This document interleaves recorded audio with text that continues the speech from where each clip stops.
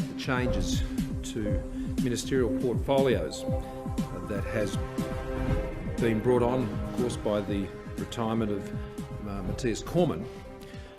A few quick words around the situation in New South Wales.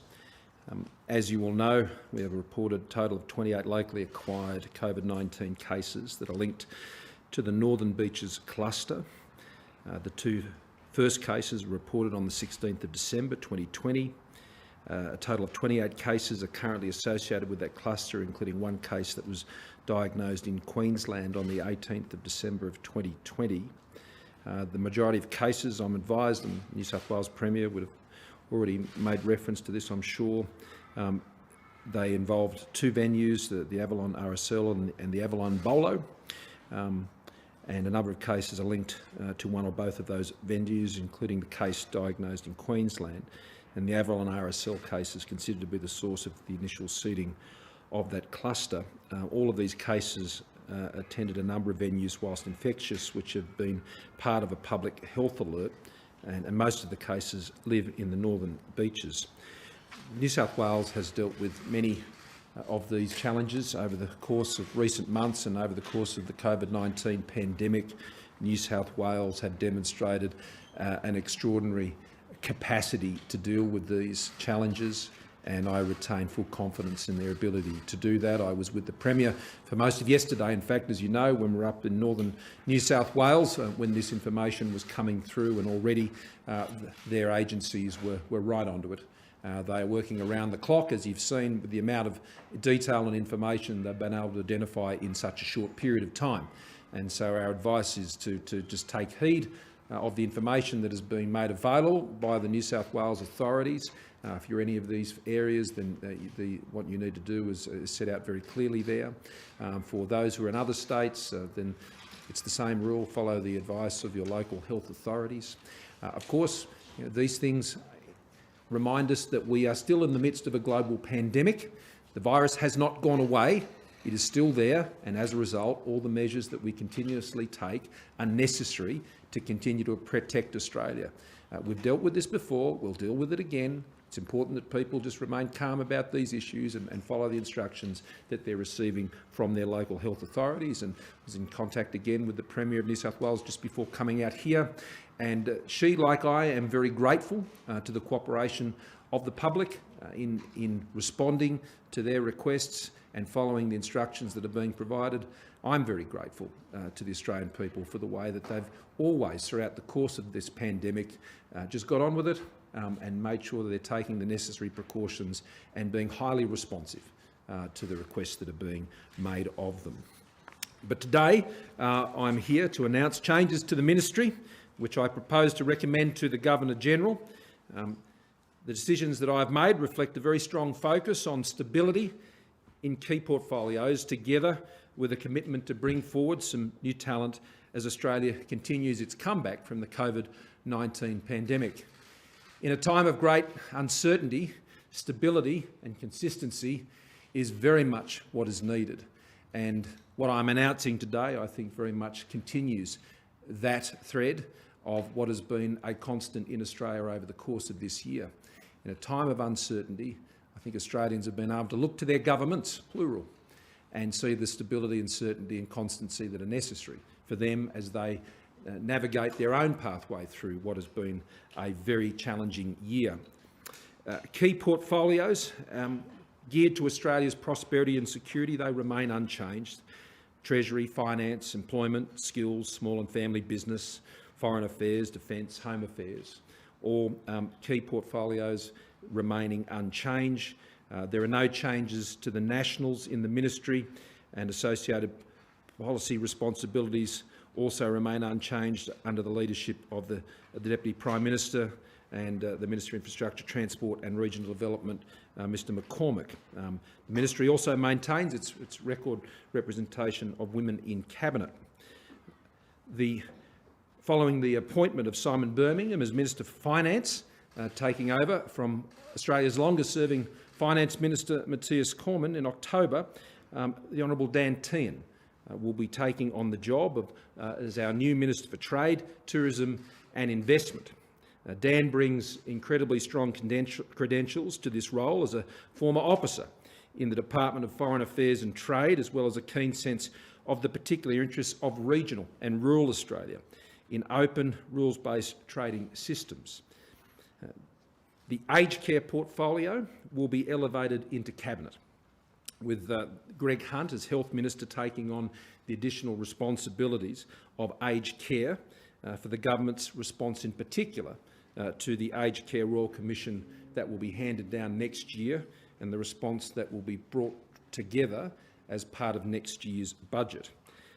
The Honourable Richard Colbeck, Senator from Tasmania, will retain responsibility for aged care services, and that includes the delivery of the residential and home care packages, the aged care sector regulation, as well as retaining his responsibilities for senior Australians, and as Minister for Sport. And I thank Richard for the great work he's been doing in what has been a very difficult year in this portfolio. Richard will continue to play a very important role in the response that the government brings together in response to the Royal Commission and being able to maintain the continuity and the corporate knowledge that has been built up during a very challenging time. I think will be incredibly important for the government, myself and Minister Hunt, as we bring that response to the Royal Commission and the broader strategies of reform together next year. The Cabinet will remain where it currently is now at 22 members, and so there is a realignment of other portfolios to take account of the departure of Matthias Cormann and the appointment of Dan Tehan as Trade Minister. The Education and what will become the Education and Youth portfolio that will be assigned to Alan Tudge, with a clear brief of improving education outcomes and in particular helping younger Australians navigate challenges in a rapidly changing world. He will be supported by an Assistant Minister for Youth and also Employment Services, supporting Minister Cash, and that will be taken up by Luke Howarth, who will take on that role from Queensland. Paul Fletcher will take on broader responsibilities in addition to communications and the arts. He will also take back on the roles of urban infrastructure and cities, all of which together sit within the infrastructure department. The Honourable David Coleman will be returning both to the Parliament and to the Executive, and as a clear indication of what is a very significant priority for me, he will be taking on the role of Assistant Minister to me as Prime Minister for mental health and suicide prevention.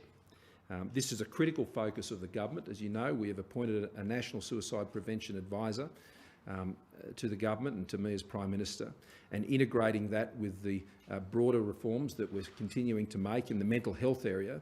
This has been highlighted as recently again as last Friday at the Federation Reform Council and the meeting of the National Cabinet. This will be a key area of collaboration, federation reform, to deal with the many challenges that exist within mental health and suicide prevention. He joins me as an Assistant Minister to the Prime Minister because dealing with these issues is just not a challenge of the mental health portfolio within health. It is a broader whole of government, and I'd say whole of government's challenge in dealing with mental health and suicide prevention.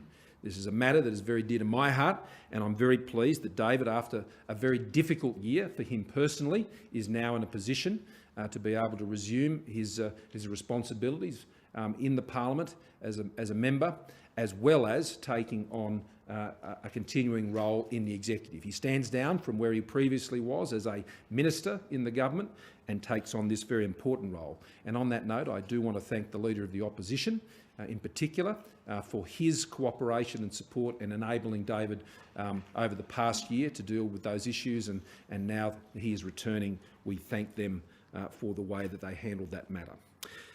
Strengthening the economic team, and in recognition of the growing importance of digital technology and the digital economy to Australia's economic future, Senator the Honourable Jane Hume will be promoted to the ministry, and she will take on the expanded responsibilities from superannuation and financial services, which she's been working on now since the last election, and she will now take on the role as a Digital Economy Minister.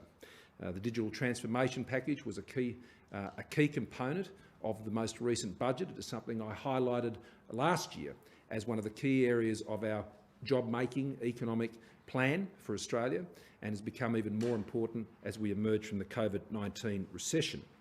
Building on the success of the government's housing policies, particularly in maintaining those residential construction jobs during the COVID pandemic, I am integrating the roles of Housing Minister, which is held by Michael Sukkar, and also to include in his responsibilities, swearing him in also to the Social Services Department portfolios as Minister for Homelessness, Social and Community Housing, and combining all aspects of the housing policy challenge under one minister. To further drive Australia's pursuit of new economic opportunities and challenges in a new global economy, post-COVID economy, Senator the Honourable Jonathan Dunningham will become Assistant Minister for Industry Development. He will retain his Assistant Ministry responsibilities for forestry and fishing. Now, Jono will be working across both the industry and the agriculture portfolio, assisting his senior ministers in Minister Littleproud and Karen Andrews to particularly look at the challenges facing Australian industry and the global trade front, ensuring that the diversification challenges and adjustments that they're making we can support. And he'll be working to those ministers and obviously work closely with the new Minister for Trade. A portfolio which has always been close to my experience, and so I don't hand this one out lightly. The Honourable Alex Hawke will take on the job of Minister for Immigration, Citizenship, Migrant Services and Multicultural Affairs. Australia has yet again proven in 2020 that we are the most successful immigrant and multicultural nation on earth. And we have demonstrated that again, and I know Alex will do an outstanding job in this area. He has previously worked as an Assistant Minister in this area, and he has deep connections, particularly in the New South Wales community in this area, and is very conscious of the migration needs and migrant services support needs that are needed in that sector. Senator the Honourable Zed Seselja will be promoted to the ministry, and he will take on Alex's former portfolio as Minister for International Development and the Pacific. The government's demonstrated commitment to our Pacific family, very real, even right now. As cyclones go through Fiji, I was in contact yesterday morning with the Prime Minister Bainimarama, assuring him of our steadfast support to be there for them in their time of need, which he greatly appreciated.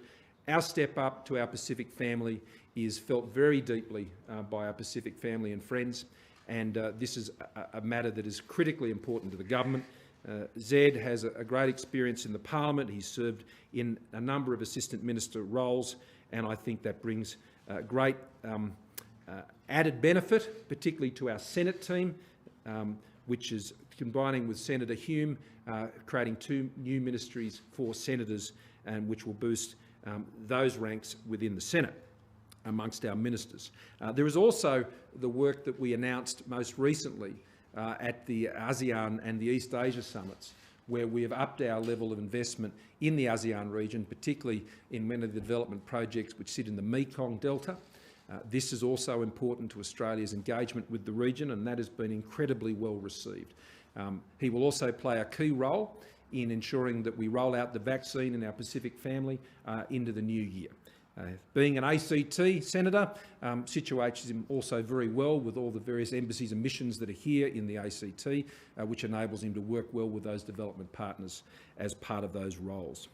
Every Prime Minister needs an outstanding Assistant Minister, and I've had a tremendous one in Ben Morton, and he will continue in that role as Assistant Minister to me and the Cabinet, and he will take on additional responsibilities, both in taking on the public service role formally, which was being done by Greg Hunt, with him taking on aged care. That Ben will take on that role, which he has now been doing for some time during the pandemic unofficially under my direction. And in addition to that, he will take on the role of Assistant Minister for Electoral Matters. Bringing a new talent to the executive, I'm delighted to announce that Senator the Honourable Amanda Stoker will become Assistant Minister to the Attorney-General. There is no harder working minister in the government than the Attorney-General and the Minister for Industrial Relations and the Leader of the government in the House.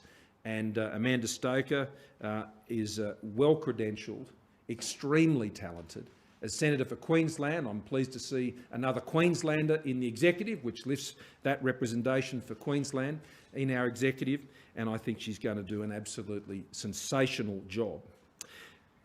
I also want to thank Steve Irons. Steve, there would be few people, as the media I suspect might know, who are closer to me than Steve Irons. We came into this parliament together in 2007, and we are deeply close and personal friends. And I've been so pleased that Steve has been able to serve in the assistant ministry, and I thank him for his great passion. Steve is the ultimate team player, and Steve has always promoted younger people throughout his entire life. And Steve wanted to make way for another great Western Australian to be able to come into our executive at this time, someone who's also done a great job, not only in his local electorate, but has served our country admirably. And so I say to Steve and to Cheryl, I want to thank you, Steve. You've been doing a fantastic job, and I know you'll continue to do a fantastic job. And we'll be working through new areas for Steve to be working. But he has stood aside from the executive, which makes the way available for me to appoint Andrew Hastie as the Assistant Minister for Defence. No one possibly could question what Andrew can bring to this role at this very important time. It's something the Minister for Defence and I felt very strongly about. We're very pleased that Andrew can join us in that team, and I think he'll do an extraordinary job. His service is already on public record in uniform, and what he's done here in this parliament, and particularly as chair of the PJCIS committee, has been exemplary. That means that because of the new entries to the executive, there'll be a number of committee and other roles that now will become freed up, and we'll be looking closely at those. As you can see, there is only 2 members who've come into the executive, so this is on the scale of changes, as Mark and other senior members of the gallery will know. This is not a large-scale change. This is a modest set of changes, and I think that is important at this time, to have that stability and to have that certainty and to have that constancy. That's what Australians are relying on. And that's made possible because I have an outstanding team who are doing an outstanding job. And I will continue to commend them in the work they're doing and rely on them as all of the Australian people are. And so with that, I'm happy to take questions. Given the difficulties with China at the moment, is there anything Mr Tehan could bring to the trade portfolio, perhaps try something a bit different, or do you see him just basically taking out where Simon Birmingham left over? Well, I think very much what you've just said then. Australia's position on these issues are very clear, and I think constancy and consistency in those matters is just as important. And we've made our position very clear, and we will continue to seek engagement at both ministerial and Dan will seek those opportunities, as I continue to at a leader level. But our position is very clear. There are matters that are now being brought forward to the WTO. But I also want to stress, as important as those issues are with China, there is also a very big agenda to be pursued next year with the EU and the UK. And Minister Birmingham has been doing an outstanding job in those areas. And in recent months, I've had the opportunity to talk to most European leaders and, of course, to Prime Minister Johnson on several occasions. And we both share this as a big ambition for next year. Ursula von der Leyen and I and President Michel from the European Union, this was a big factor of our discussion while I was in isolation. And so Dan will be picking up that. What Dan brings, I think, as I said in my remarks, he has a technical expertise in this area, having served in a trade role as an officer for the Department of Foreign Affairs and Trade. But also, I think he brings an important rural and regional focus to this issue. And I think that's very welcome. Alani, Marcus, whichever. Prime Minister, many people will see Alan Tudge moving to education as a promotion. Do you think that passes the pub test, given the revelations that came out about him just several months ago? Well, first of all, this is a reassignment of portfolios, and there are no changes to the order of precedence. So to couch it in those terms, I wouldn't, and neither does Alan take it in that context. But you raise the issue, so let's talk about it. Alan's judgment of some years ago in his own personal life that predated my prime ministership. He has served as a cabinet minister for many years, and indeed was put into the ministry and to the Cabinet by my predecessor. And he has continued in those roles, and he's served very well as a minister in the government. Alan's decisions in his own personal life, he has taken full personal responsibility for, and no one has paid a greater price for those things than his family and those that they affected, and himself. What has impressed me about Alan is he's dealt with these issues honestly. They relate to things that happened some years ago, many years ago now, actually. And for them to be now represented at this time as if they're fresh revelations or anything that go to his current conduct, I think would be very unfair, Lani. And as a result, he continues to do a great job. But as Alan Tudge, who for the past 12 months has taken on 2 ministerial portfolios, while David Coleman has been unable to perform those roles. And he's done that with great application. And at the same time, dealing more recently with the issues that were raised in the Four Corners report. So I think the timing here needs to be understood. The issues that were raised with regard to Alan Tudge happened some years ago. He's accepted responsibility for his own personal conduct. He's had to deal with that in seeking to restore relationships in his own personal life and his own family. And so I would ask that, that is the main issue where that needs to be addressed.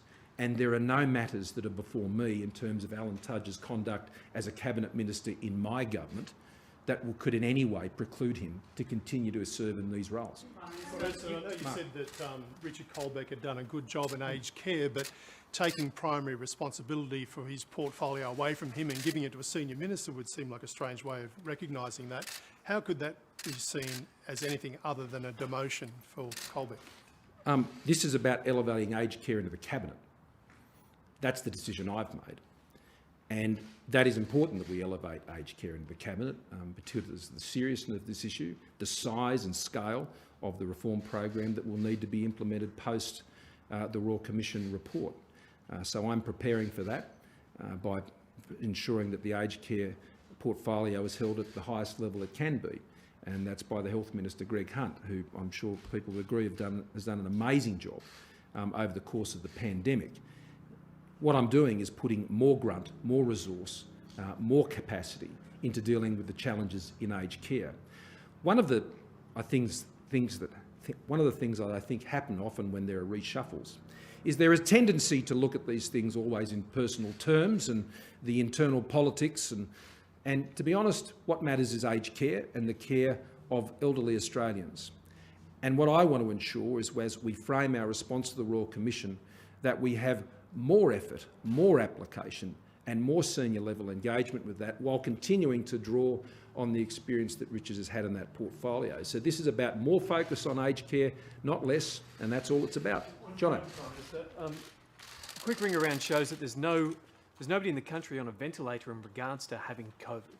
Do premiers need to take that into consideration, considering some of the rules or the lockdowns they're now enforcing on people coming from the Northern Beaches, the fact that there's nobody on a ventilator with COVID in the country? And if this is the measure that we're now going to see from premiers, do you need to start thinking about fast-tracking the rolling out of the vaccination program across the country rather than delaying it until March and having, as you said, a ringside seat to the rest of the world? Yeah, well, I don't take hasty decisions on people's health, and I don't think premiers also seek to take hasty or ill-informed decisions about Australians' health. The vaccine is critically important to the country, and we will be making sure that when it finally receives approval from the Therapeutic Goods Administration by Professor Skerritt, that will be done in accordance with all the requirements that he and his group require. And that way, I can say to Australians that if he gives it the tick, you can get the jab. And that is incredibly important. And so I tend not to be distracted by the events of the day when it comes to ensuring that we maintain the discipline of that path of getting to that important approval of the vaccine for all Australians. In terms of what premiers are choosing to do, well, they have always been responsible and accountable for the decisions that they're making within their jurisdictions. Premiers and state governments, and I think this is one thing that perhaps has become better understood this year, is the responsibilities of state and territory governments. State governments are responsible for public health within their jurisdictions. And they have the authority to make decisions to protect the public health within their jurisdictions. So they're going to do their job, I'm going to do my job, and together we will continue to ensure that Australia has one of the best records in the world of both managing the impact of COVID-19 during this pandemic globally, as well as ensuring that the economic comeback that has begun in Australia continues to move at pace. Prime Minister, just in relation to what you're hearing most recently about the spread of the virus, you've told people you want them to celebrate Christmas together, but how many Australians now have to steel themselves that that's very unlikely they'll be able to move around and actually do that? Well, there'll be some constraints because of the events of the last 24 hours, but as we've often seen with these events, those limitations also can be eased once further information is known, and that will be a matter for the premiers. So they will follow the local health advice, and they'll make their decisions accordingly in the best interest of their own health and the broader community health. Minister, there's a pattern in the way that these things are unfolding. We've seen this morning people panicking in the Sydney airport and trying to flee before they feel like they'll be locked down or blocked from other states. Given what we saw last month in SA, what we're seeing now in Sydney, do you think that it's time to revisit some kind of national standard and framework to give Australians more confidence in what they can and can't do, accepting that there will be outbreaks until we have that vaccine rolled out? Well, again, a national standards on hotspots is not something the premiers and chief ministers have agreed to. That's something they do not want to do. The Commonwealth has no authority to impose any such national definition on states and territories. That is not a power the Commonwealth government has. That would have to be done by agreement with states and territories, and that is not something states and territories have agreed to put in place. They have their own rules that they are putting in place, and they're seeking to protect the health and safety of people in their own jurisdictions. My message to the public more broadly is to remain calm and follow that advice. That's what Australians have done by and large throughout the course of the year. And yes, there has been some behaviour along the lines that you've described, but I would say more broadly that Australians, as usual, have responded in a calm and effective manner and have been very cooperative with the requirements and the information that has been provided them by authorities, and I'd simply say to them to continue to do that. The pandemic has not gone away. It hasn't gone away. So these types of uncertainties and these disruptions will continue to occur, and there is no magic formula that just makes the pandemic go away. So the states will continue to manage it, and as they are working right now to track down all the sources and tracing of those cases to protect public health. You mentioned the economic comeback. Obviously, MyEFO updated assumptions yesterday that all the state borders would stay open in 2021. We're obviously 2 weeks away from ticking over into 2021, and that's probably not going to happen given from what we've seen in the past. How concerned are you about the potential for this sort of outbreak to have a serious impact on that economic recovery? No, I don't have a serious concern about that. You're talking about something that happened 24 hours ago and making the assumption that's going to be the case for the next 12 months. I don't think that's the case. We will take all these things in our stride as we always have, and I'm quite certain that as we move into next year, and remember next year, subject to the TGA, we'll see the vaccine come to Australia, we'll see the comeback continue. I understand that there's some uncertainty and some anxiety at this very moment, but as we've seen in the past, as we saw in South Australia, as we've seen in New South Wales on multiple occasions now, they'll work through it. They're getting on top of it. That's been the case all the way through. I think we can have great confidence in the public officials that are working very hard right now to try and restore things to COVID normal as quickly as possible. The best thing Australians can do to help them do that is just to go about their daily lives as best they can, subject to the restrictions that are being put in place. Rosie. Prime Minister, we've seen two very different responses from the states towards the Northern Beaches outbreak. WA has shut its border to the entire state. Queensland and others have taken a more localised response. What's your preference? What do you prefer? And have you received any medical advice? Has your government received any medical advice that the borders should close to New South Wales or Sydney at this point? No, I haven't had that advice, but that advice goes to states and territories because they make the decisions on those issues. And my preference is to work with the states and territories to support them to do their job. And their job is to protect the public safety. Their job is to protect public safety within their jurisdictions. It's not my job to go around second-guessing other people's decisions. It's my job to support them and to ensure that as a country we continue to work together in the face of the biggest global pandemic we've seen in 100 years. And so the sooner we're able to move through these decisions over the next few days, I believe the sooner we'll get to a point, I hope, that the early concerns we hope may be alleviated, but it's still too early to say. And I think the states are doing what they've done throughout the course of this pandemic. They're making judgments based on the health advice that has been provided them. Prime Minister, are you concerned that by promoting Andrew Hastie, you'll add to the perception amongst the backbench that the most aggressive stance towards China will be rewarded? And could I please clarify, will Amanda Stoker be assisting the Attorney-General in the industrial relations portfolio as well? Well, in answer to your first question, no. And in answer to your second question, she is Assistant Minister to the Attorney-General, not the Minister for Industrial Relations. They're two separate portfolios. And why aren't you concerned that it will add to that perception? Because I think it's rubbish. Any other questions? No? Well, Merry Christmas, everyone. Sorry, yes? So on Mr Colbeck, you sort of dismiss the question about it being a demotion, but how can it be anything but a demotion when he wanted to remain aged care minister? Did he mishandle the issue during the pandemic? No, and as I said before, this is about elevating aged care and our response to the Royal Commission into Cabinet.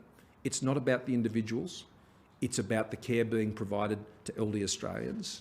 It's not about politics, it's about people and ensuring that we have the biggest and best resource response to the aged care challenges that are very, very serious. This is about putting more hands to the wheel, not less, and continuing to use the experience that is there to inform what will be a very important response for older Australians. It's one of those times I'd say to you that what matters here is the policy and the need. And I'm putting the best people in the roles to support addressing that need, whether it's the comeback from COVID-19, whether it's keeping Australians safe, keeping Australians together, or keeping our economy strong. They remain my objectives as I set them out when I became Prime Minister. We are making great progress on all of those, despite challenges that our country has faced, particularly over the last 12 months, but longer than that. And we continue to make great progress. And the people I thank most for that are the Australian people. I thank them for their resilience. I thank them for their tenacity. I thank them for their patience. I thank them for their sacrifice. And even now, in the course of these last 24 hours, when anxiety levels have been raised by the cases that we've seen in the Northern Beaches, we too will overcome that, just as we have before. And as best as we possibly can, and frankly far better than in so many other countries around the world, Australians will enjoy a Christmas this year that in so many other places they will not. And I think we can be thankful for that. And on that note, can I wish you all a very, very Merry Christmas, a very Happy New Year. We're going to really mean that this year. I'm looking forward, after the new year and into January, I'll be taking a bit of time with my family, and the Deputy Prime Minister will step up at that time and we'll release further details on that. But I will be here and not far away should any other events. I was pleased to be up in northern New South Wales yesterday to see firsthand our response to those flooding events up in northern New South Wales. There's also the serious situation in Queensland. We'll be monitoring those closely, and I would ask everyone to stay as safe as they possibly can. And when you're driving up that Pacific Highway on that dual carriageway all the way from Hexham up to the Queensland border, that is great news. Thanks, everyone.